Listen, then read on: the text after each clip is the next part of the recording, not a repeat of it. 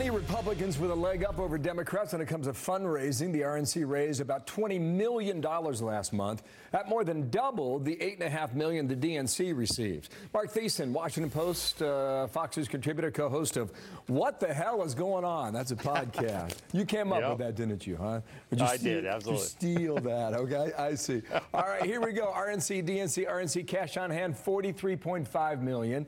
DNC has $9.3 million. Then you look at the burn rate. Advance at one time, guys. DNC June fundraising raised 8.5, spent 7.5. What do you make of it, Mark? Well, I make of it that Republican enthusiasm is extremely high because the Democratic Party, by embracing socialism, is turning this election into an existential threat. I mean, you've got the Medicare for all, Green New Deal, open borders, free college, free health care, free everything. They want to turn this country into Venezuela. And so, you know, that would change fundamentally. This election could fundamentally change what it means to be American, what this country is all about. So I think that is not surprising that people who are in favor of free enterprise and individual liberty and opposed to socialism are enthusiastic, and they're given to the party to reelect the president who says he's going to stop that. It does tell us a bit of a storyline. It's something really interesting to watch. I think the Trump campaign said a year ago they need to raise $1 billion for 2020. That's just extraordinary. Two other stories here I think are very interesting, right? CBS poll came out. It looks like even though you've got 48 people on stage, Mark, you're starting to winnow the field, okay? Poll shows Biden 25, Warren 20, Harris 16, and Sanders at 16%. You make of that what? So it is tightening after the last debate, which was to be expected. Biden is still leading because he's perceived as being the most electable candidate. I think that's actually a myth that Joe Biden is the most electable candidate because look, his pitch is I can win back those voters who voted for me and Barack Obama twice in 2008 and 2012.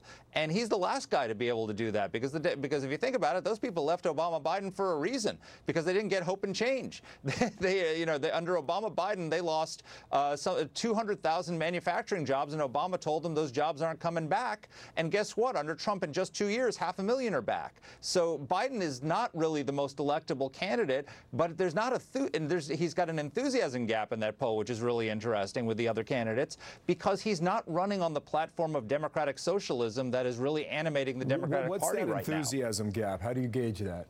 Well, I mean, his numbers in terms of how many people are excited about him versus other like Bernie Sanders and Elizabeth Warren, who are running as the Democratic Socialist candidates for the party, is their enthusiasm for the candidacy is much higher. But he's winning the nomination right now because he's perceived as being more electable. But he's running for Obama's third term, and that's considered too right-wing in today's Democratic Party. They don't want Obamacare. They want Medicare for all. They don't want some green energy investments. They want a Green New Deal. So Biden is behind the curve of what Democrats want. They're going for him because they think that he's the guy who can beat Trump, and he really isn't. Okay, now there's another topic. Did you see this story in the Daily Beast earlier today?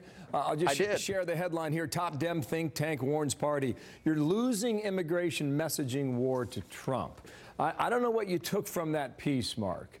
But what I took is that, you know, it's rule of law on one side versus open borders on the other, and that's the way it's being framed. The author makes the point that that's how it's also being received and interpreted across America. Go. Yeah, because Americans can see with their plain eyes that the Democratic Party is becoming the party of illegal immigration. Look, in 2009, Chuck Schumer gave a speech in which he said, illegal immigration is wrong, plain and simple. A Democrat could not get away with saying those words today. If you look at that last debate, when they asked, are you for decriminalizing illegal border crossings, almost every hand went up. When you at that last debate, are you for giving free health care to illegal immigrants, almost every hand came up. So open borders and socialism are a path to national suicide, but they're also a path to political suicide for the Democratic Party. All right. More to come on that. The themes continue. Thank you, Mark. It's nice to see you. Have a great Monday. Thanks, Phil. Okay? Marc Thiessen, all right, you too. In Washington. Appreciate your time. Sandra. Well, first it was the